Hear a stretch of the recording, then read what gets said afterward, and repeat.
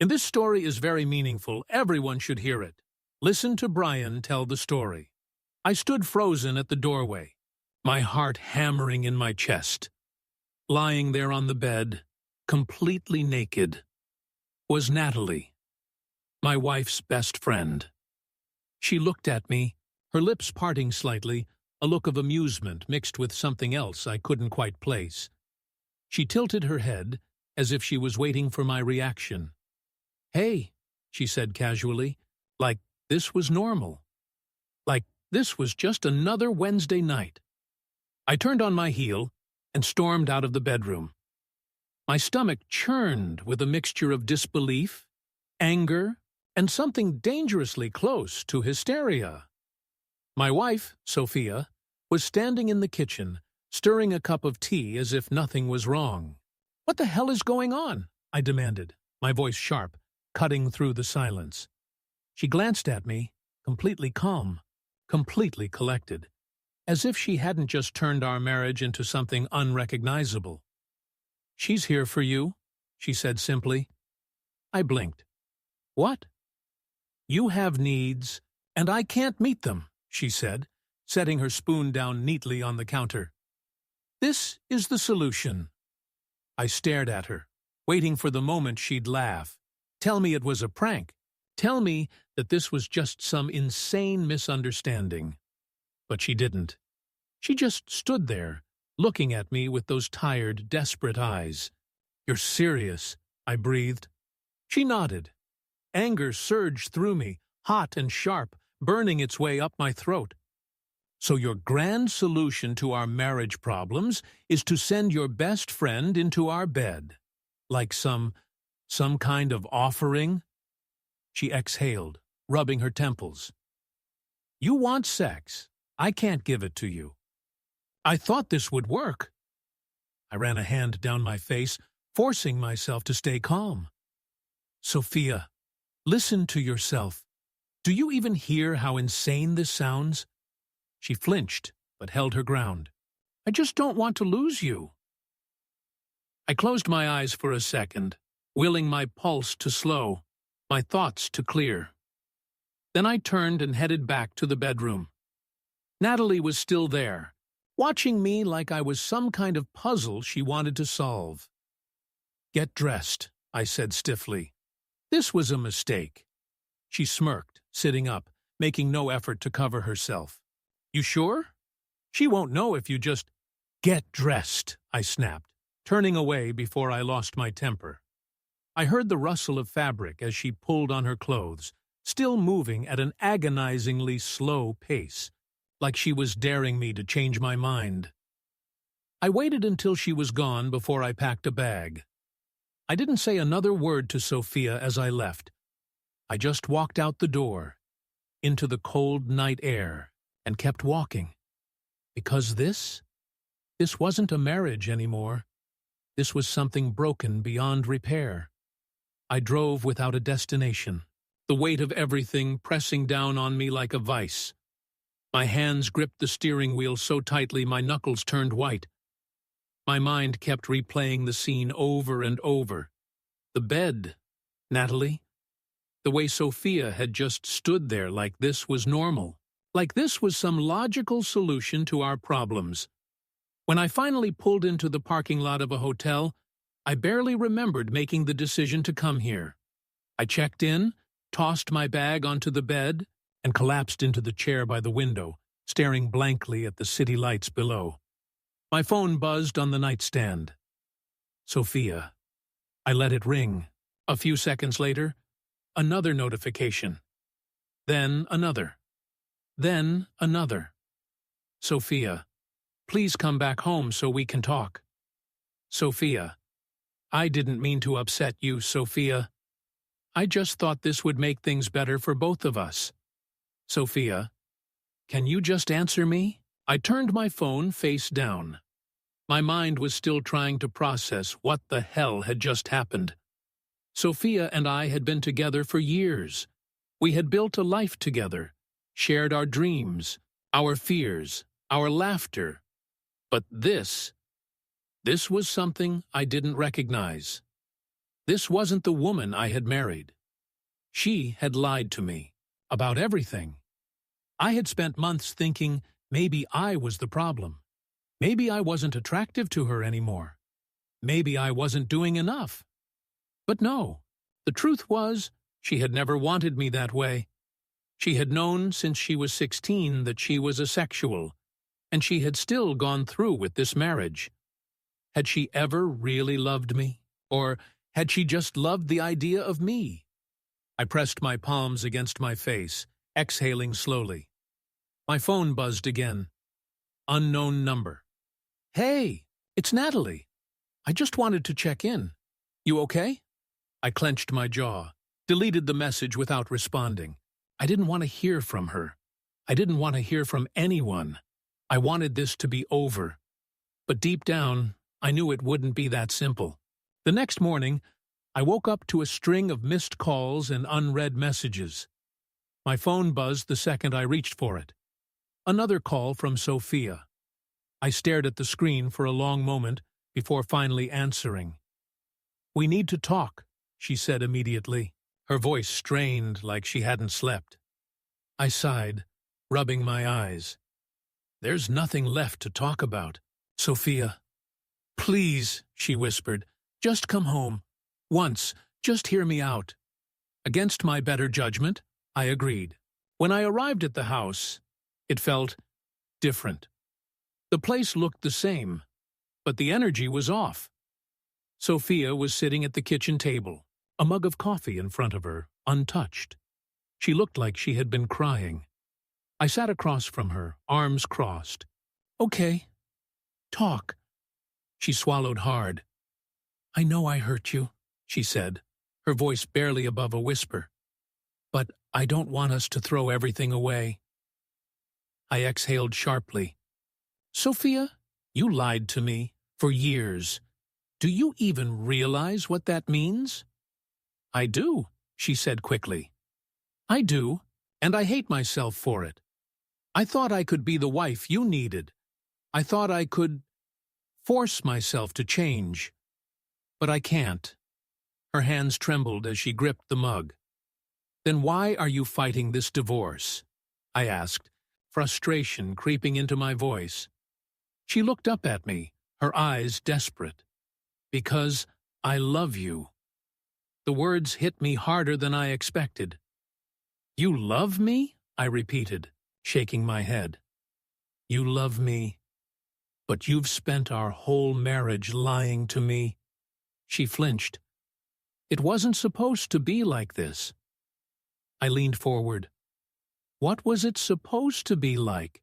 Sophia? Did you think I'd never notice? That I'd just accept a marriage without sex forever?" She opened her mouth, then closed it again. "I thought—" She trailed off. "I thought you'd be okay if everything else was perfect." I let out a bitter laugh. "Perfect? Sophia, nothing about this is perfect. I feel like a damn fool. I spent years trying to fix something that was never broken in the way I thought it was. And you just let me." Tears welled up in her eyes. "I didn't know how to tell you," she whispered. I looked at her, and for the first time in weeks, I saw her for what she really was. Not a villain, not a master manipulator, just a woman who was terrified of losing the life she had built with me. But that didn't change the fact that this life was built on a foundation of lies. "Sophia," I said softly, "I can't do this anymore." Her breath hitched. "We can find a way." "No, we can't," I cut in. "You said you don't want sex." "I do. That's not something we can compromise on. That's not something we can just work around." She shook her head rapidly. "I can try. I can—" "You already tried," I interrupted. "For years. And it made you miserable." Her shoulders shook as she let out a quiet sob. "I don't want to lose you," she whispered. "You already have." The words came out softer than I expected, but they were final. We sat there in silence, both of us knowing that this was the end. I stood up. "I'll have my lawyer handle the rest." Sophia didn't stop me as I walked out the door. But as soon as I stepped outside, I heard her sobs break into something raw and painful. And for a brief moment, I almost turned back. But I didn't. Because this wasn't my burden to carry anymore. I spent the next few days at a different hotel, avoiding my phone as much as possible. Sophia's texts had slowed down, but they hadn't stopped. Her mother and sister had joined in, sending long, guilt-ridden messages about how she was devastated and how I needed to be patient with her.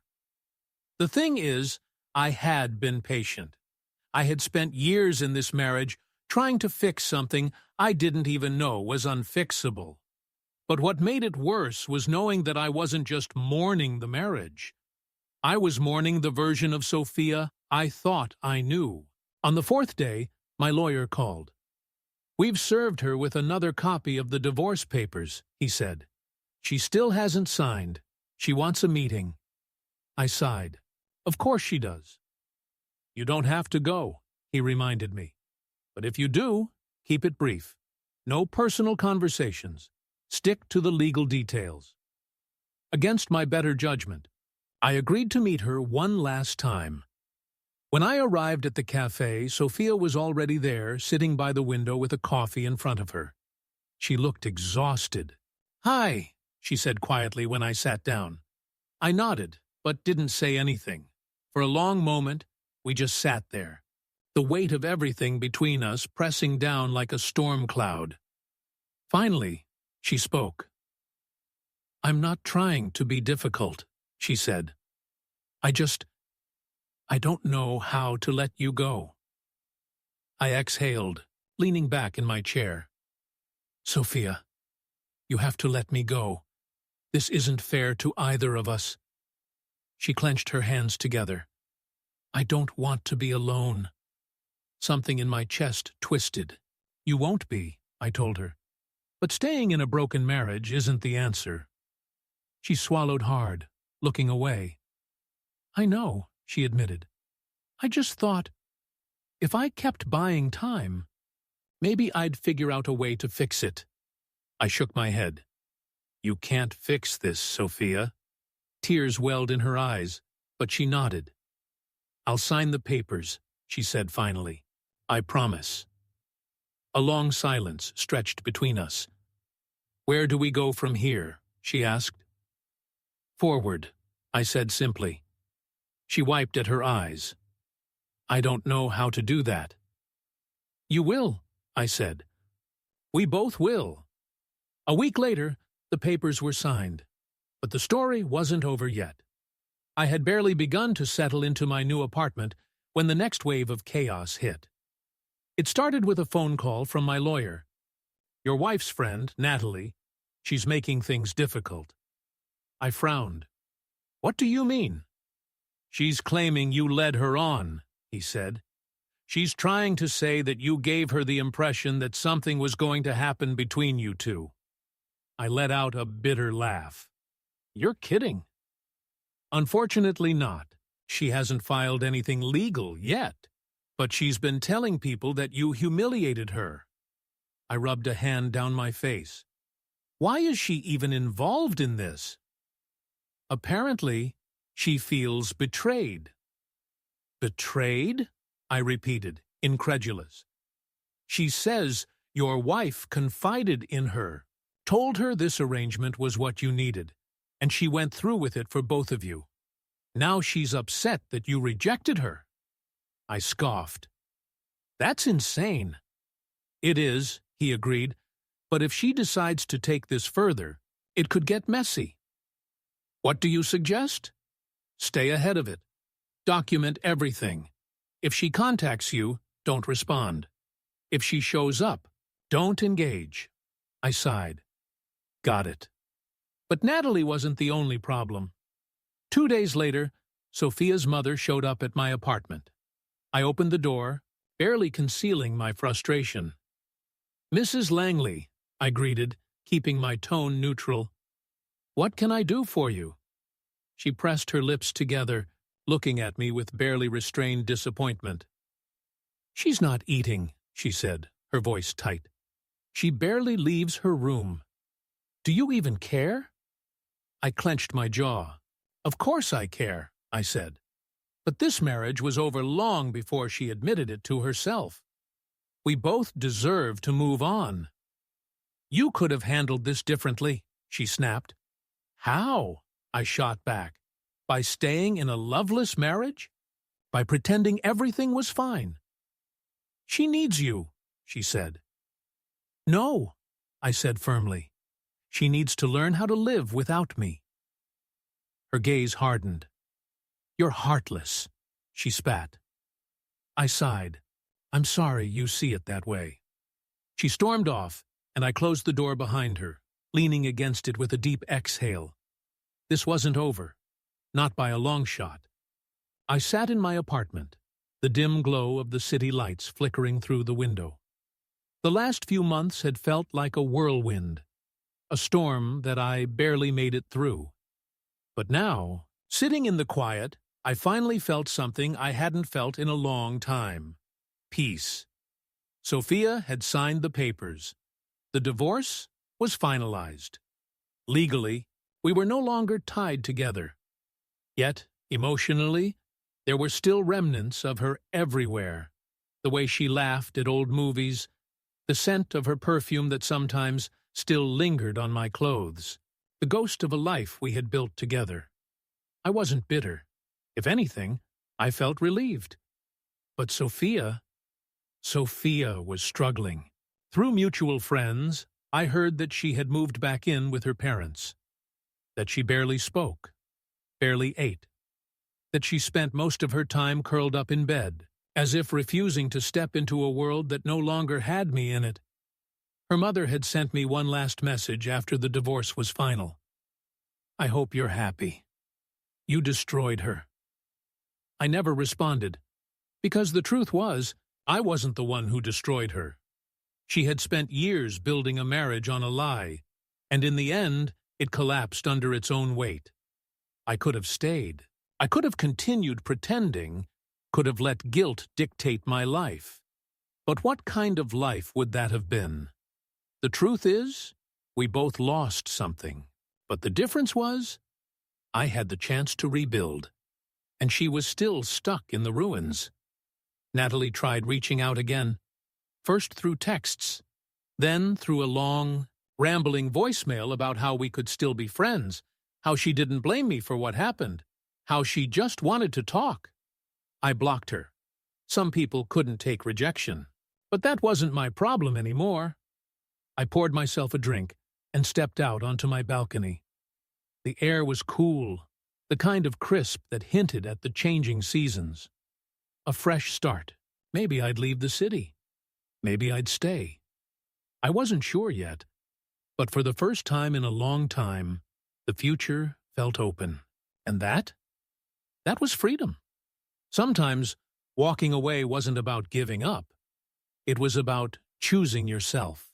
And if there's one thing I learned through all of this, it's that love, real love, should never feel like a sacrifice. What do you think? Was I wrong for leaving? Would you have handled it differently? Let me know.